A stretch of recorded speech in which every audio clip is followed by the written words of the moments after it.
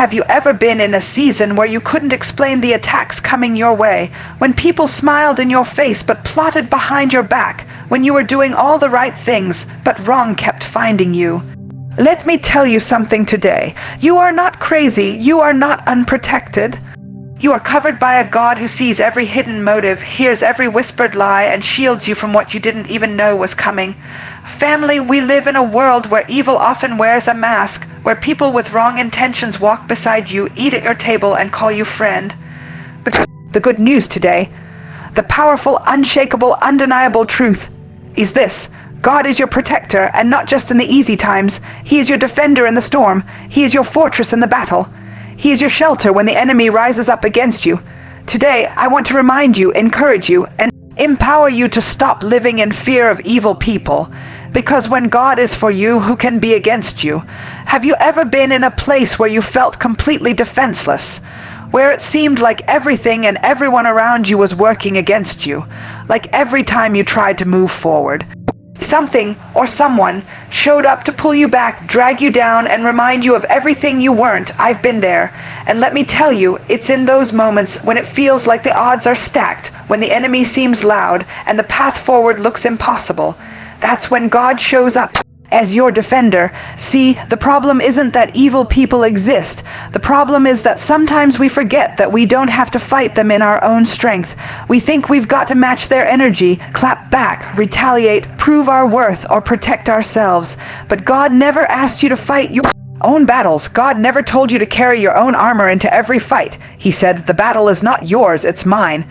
And if the battle is his, then the defense is his too. That means when someone tries to manipulate you, tear you down, or use their words like weapons, you don't have to react out of fear. You don't have to stoop to their level or even worry about the outcome.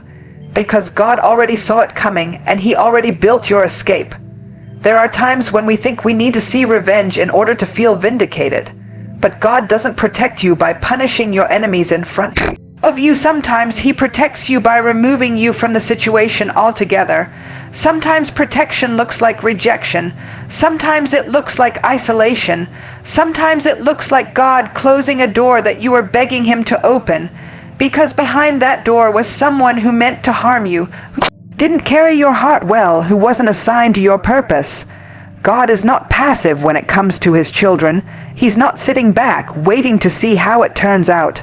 He's proactive. He's intentional. He's already moving behind the scenes while you're still trying to figure out who's for you and who's against you. He knows every trap that was set, every snare that was planned, every conversation you weren't invited into but were being talked about in. He knows, and not only does he know, he responds. That's why Isaiah 54:17 says, "No weapon formed against you shall prosper." Notice it doesn't say the weapon won't be formed. It says it won't prosper. That means God never promised a life free of attacks, but he did promise that the attacks wouldn't win. The whispers won't win. The schemes won't win. The betrayal won't win. The lies won't win. It might hurt. It might leave a scar. But it won't destroy you because your defender is undefeated. There are people who think they've succeeded in harming you because they never saw the aftermath. They never saw the tears you cried or the nights you stayed awake. But what they really never saw was the hand of God holding you up. They didn't see the angels assigned to you. They didn't see how God intercepted that breakdown before it became a full-blown collapse. They didn't see how your mind was about to spiral, but God stepped in with peace. They didn't see it, but you felt it, and you're here because of it. Sometimes protection feels like silence. You're waiting for God to respond, to strike, to speak, to show up in fire and thunder. But sometimes he protects you through stillness. He allows people to disqualify themselves quietly. He lets the wrong ones walk away. He lets the drama unfold without dragging your name through it. That's protection. That's grace. We live in a culture that's loud about vengeance. Get them back. Expose them. Put them in their place. But the kingdom is different. The kingdom says, "I will prepare a table before you in the presence of your enemies." God doesn't just protect you from evil. He prepares blessings in front of it. He turns your pain into purpose. He uses their schemes to build your platform. He makes a feast out of what was meant to starve you. So don't mistake God's patience with evil people as his absence. Just because he hasn't dealt with them the way you would doesn't mean he won't handle it the way he needs to. God's timing is perfect, and while you're focused on proving your innocence, He's focused on preserving your destiny. Let me speak to the one who's been hurt by someone they trusted, the one who's trying to smile through betrayal, the one who's still healing from words that were never retracted. I want you to know, you are not uncovered. You are not vulnerable in the way the enemy thinks you are. You are surrounded. God has His hand on your life in such a way that no evil intention can override His divine intervention. It may look like you're walking alone, but you're walking under a covering that evil cannot touch. When God is your defender, you don't have to spend your life defending yourself. That's freedom, that's peace, that's power. Let them talk, let them plot, let them think they've succeeded. You just keep walking. Keep praying, keep showing up, because God's got you, and there's not a devil in hell or a hater on earth who can change that. And if you ever doubt that, just look back. Look at everything you've survived. Look at what didn't kill you. Look at how God carried you through the last time someone tried to break you. Look at how your name still holds weight. Your purpose still calls to you, and your heart still beats with hope. Even after all you've endured, that's not luck. That's not coincidence. That's protection. That's God. He didn't bring you this far to leave you exposed. He didn't choose you, anoint you, deliver you, just to watch you be devoured. No, beloved, you are protected, you are defended, you are His. And when God is your defender, there's no need to fear who stands against you. There's a difference between being paranoid and being discerning. See, paranoia is birth. Out of fear, it makes you suspicious of everyone and everything because you've been hurt before. But discernment is a gift from God. It's not based on fear, it's based on wisdom. It's rooted in revelation. It comes from a place of spiritual sensitivity that allows you to recognize what your eyes can't see and your ears haven't heard. Discernment is how God protects you from evil people before they even get close. I used to wonder why certain people fell out of my life without warning. No argument, no fight, just distance. I used to take it personally, thought I did something wrong. But what I learned is that when God is guiding your life, He's not just guiding your steps, He's guiding your connections. There were people I wanted to bring with me into the next season that God already disqualified in the last one.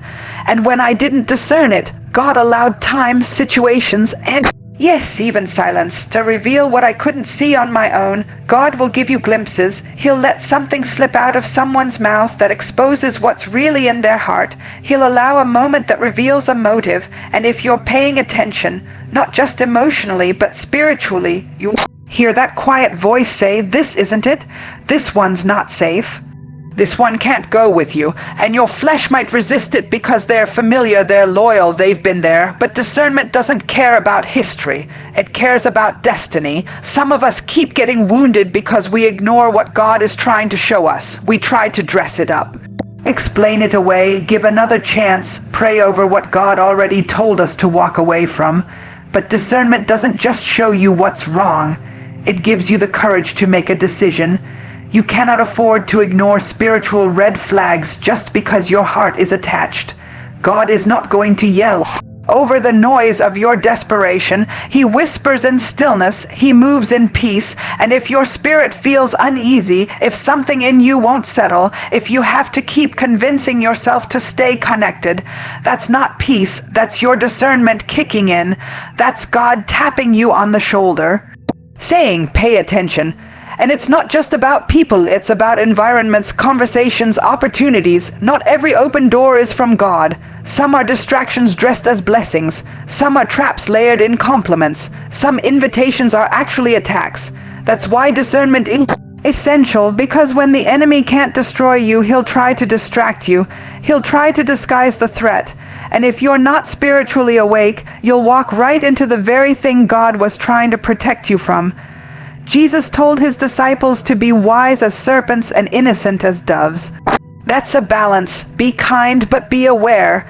Be loving, but don't be naive. Be gracious, but don't hand your heart to everyone who says the right things. You can walk in love and still have boundaries. You can serve people and still recognize when they're not serving you.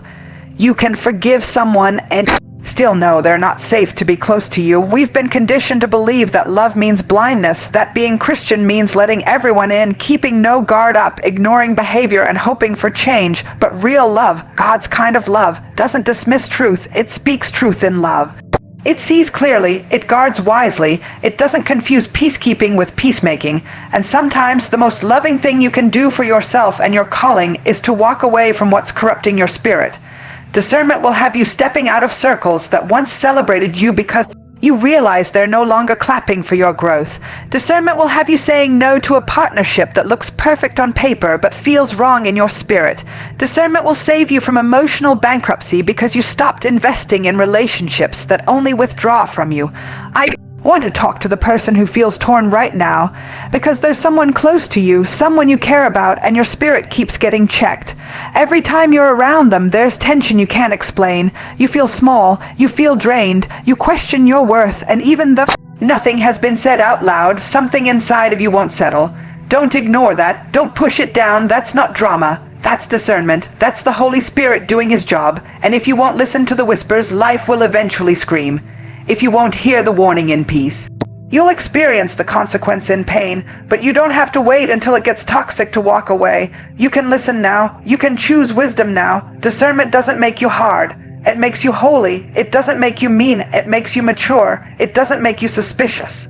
It makes you secure, because when you know who you are, when you know whose you are, and when you know where you're going, you don't have time to entertain everything and everyone.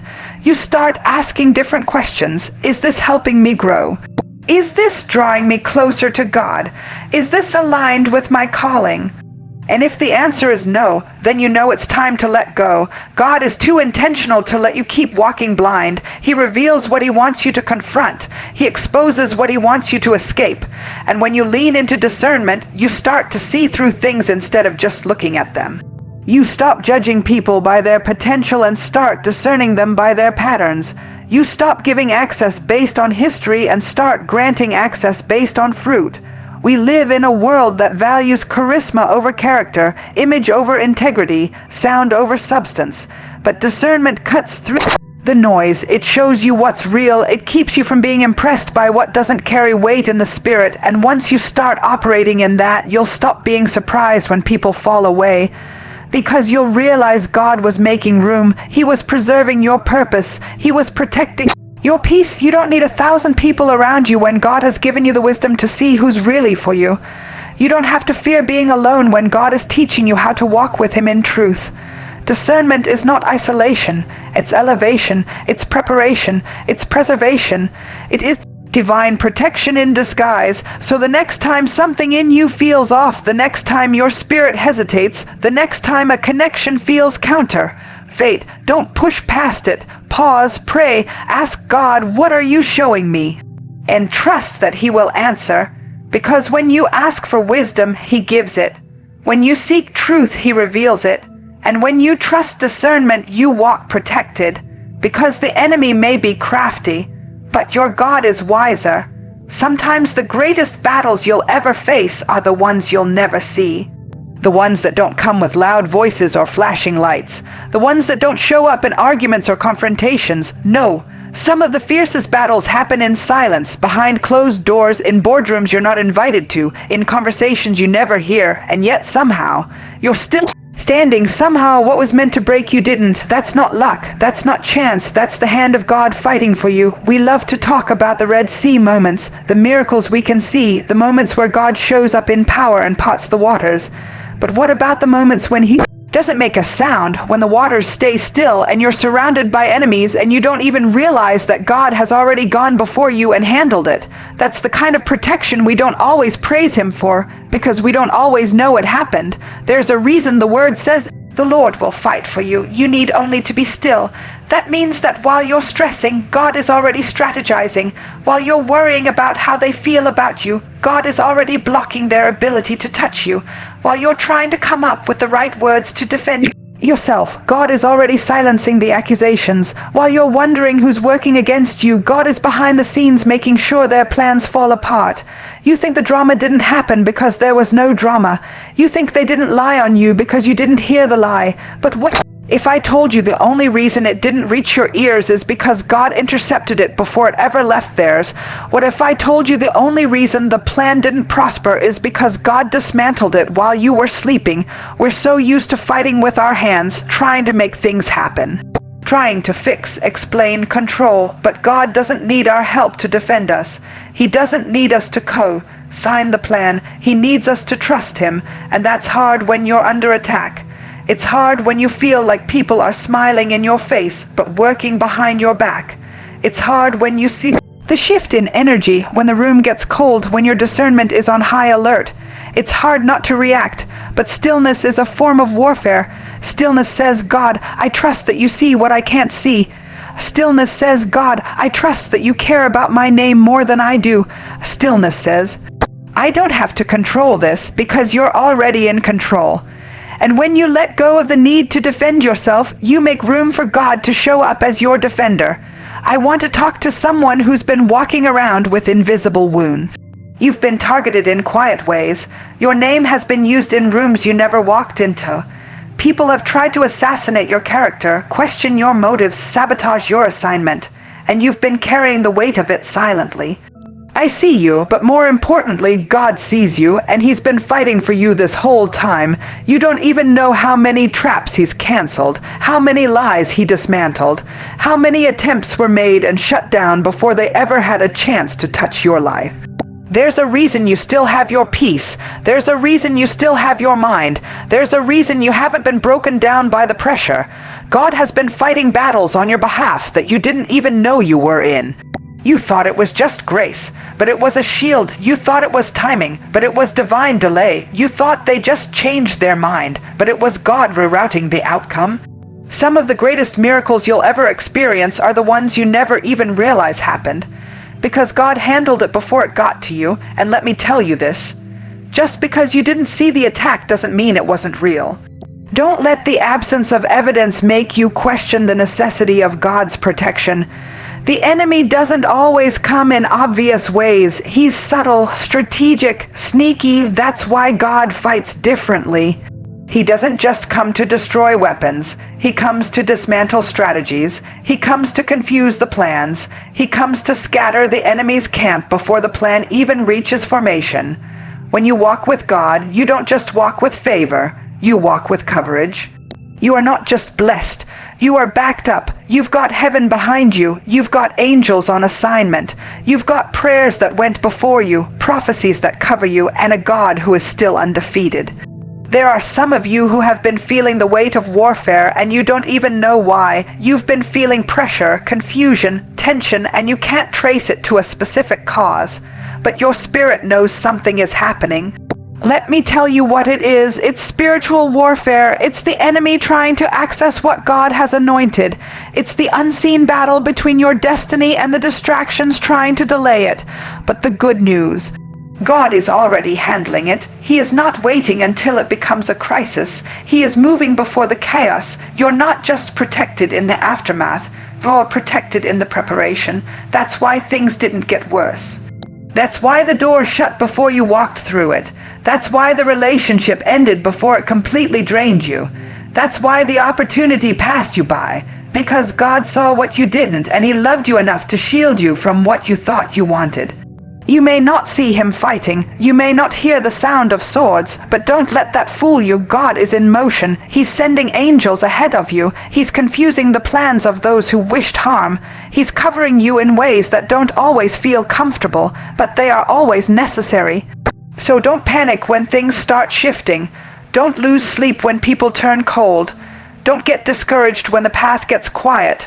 Silence is not abandonment. Stillness is not inactivity. Sometimes it's the sound of God doing his deepest work.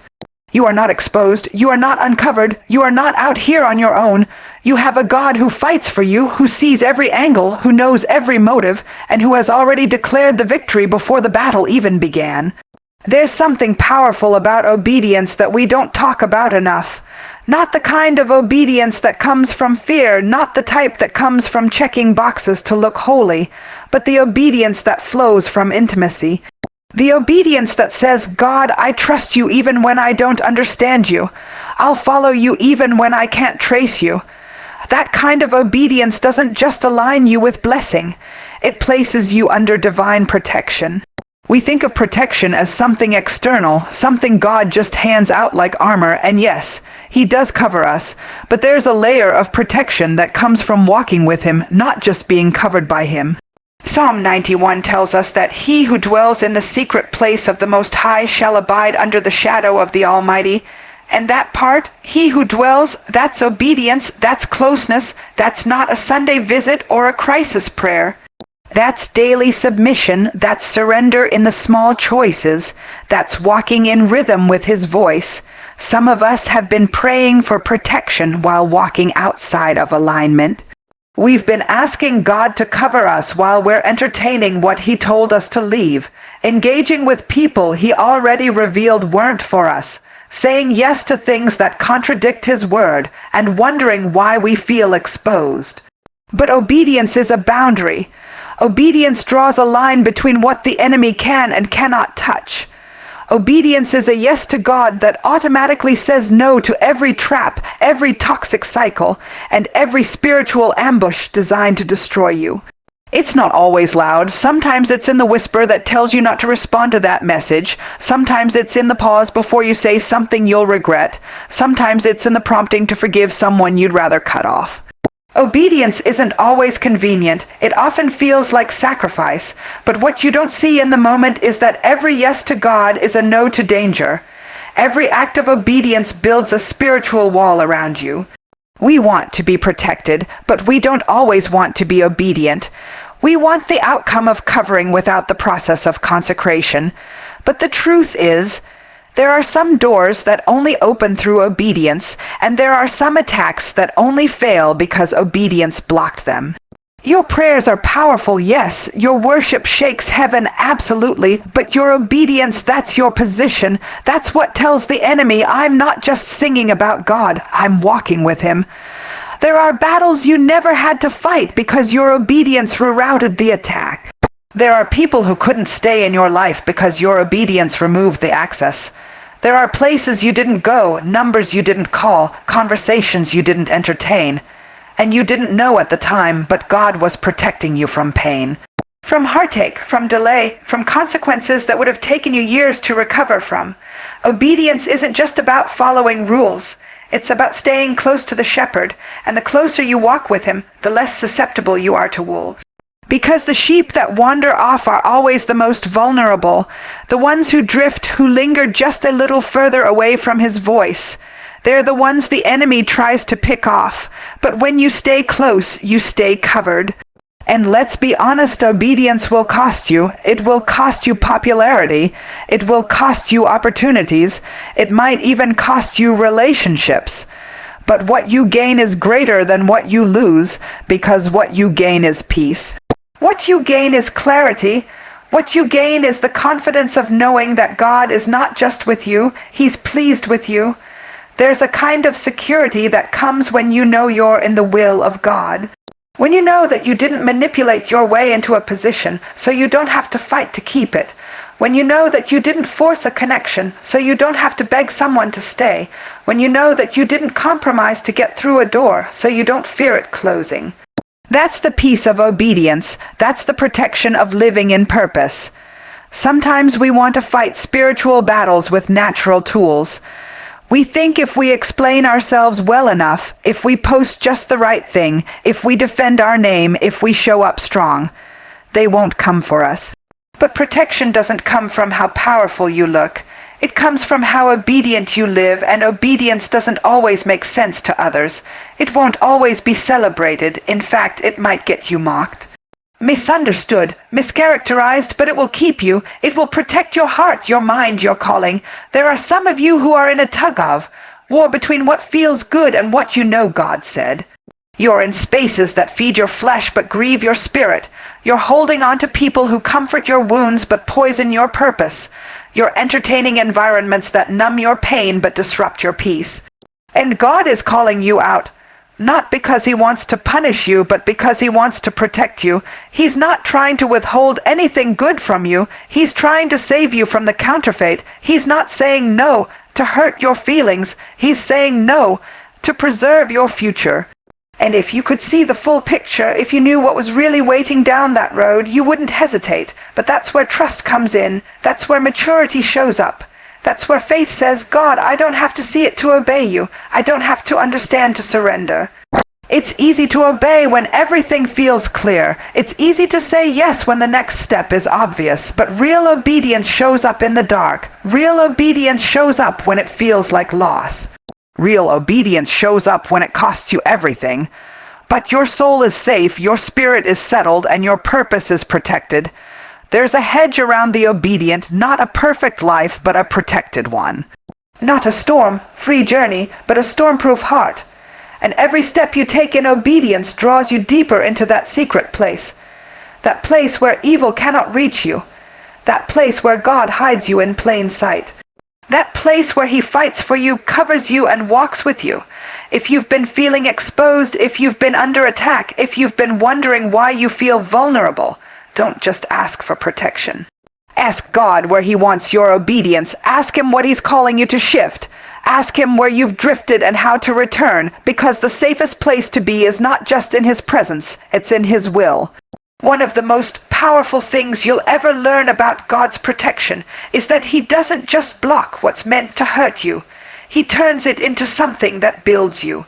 He doesn't just stop evil people from succeeding. Sometimes He lets them try just long enough to reveal their heart, expose their motives, and then use the very thing they meant for harm to elevate you. That's how strategic God is. That's how sovereign He is. He doesn't waste pain. He doesn't waste betrayal. He doesn't even waste the things you wish had never happened.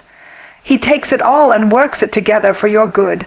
It's one thing to be protected from evil people, but what do you do when God allows them to touch your life? What do you do when He doesn't stop the betrayal, when He doesn't block the lies, when He lets you walk through the fire, sit in the rejection, feel the sting of being talked about, underestimated, overlooked, or attacked by people you trusted? See, protection doesn't always look like avoidance. Sometimes protection looks like transformation. It looks like going through the thing, but coming out of it wiser, stronger, more anointed, more focused, more humble, more healed. We pray for God to keep us away from pain, but sometimes pain is the very thing that pulls us into purpose. Sometimes pain is the alarm clock that wakes you up from compromise. Sometimes it's the betrayal that reminds you of who God really is. Because when everybody walks away and all you have left is your broken pieces, your unanswered questions, and your faith hanging by a thread, that's when you find out that God is not just your protector, He's your redeemer. He doesn't just rescue you, He rebuilds you. He restores what was lost. He reclaims what was stolen. When Joseph stood in front of the brothers who sold him into slavery, betrayed him, discarded him like he was nothing, he didn't curse them. He didn't get revenge. He didn't remind them of their evil. He looked them in the eye and said, "You meant it for evil, but God meant it for good." That's not just a quote, that's a whole testimony. Because what you thought was going to destroy you ended up being the very thing that pushed you into your destiny. What was meant to silence you made you speak louder. What was meant to break you made you unshakable. That's what God does. There are things you went through that still hurt to remember, but you can also look back and see how God used it. The disappointment built discipline. The betrayal built boundaries. The rejection redirected you. The loss opened your eyes to what was real. You wouldn't be who you are right now if you hadn't walked through that fire. And no, it wasn't fair. No, it didn't feel good. But God used it. He took the ashes and made something beautiful. He took the ruins and raised up a testimony. And the same mouths that tried to tear you down are going to have to witness what God builds from what they tried to destroy. This is why you don't have to waste time chasing revenge. You don't have to fight for validation. You don't have to get even. Because while they were planning to harm you, God was planning to heal you. While they were spreading lies, God was establishing truth. While they were trying to close doors, God was building new ones just for you. He doesn't need their approval to elevate you. He doesn't need their support to bless you. God's protection isn't just about survival. It's about setup. It's about positioning. It's about purpose. You survived it, not just to say you made it, but because there's something on the other side. There's something in you now that wasn't there before.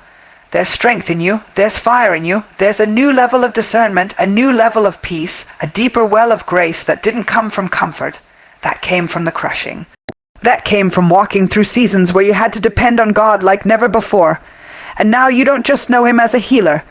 You know him as your shield. You don't just know him as your savior.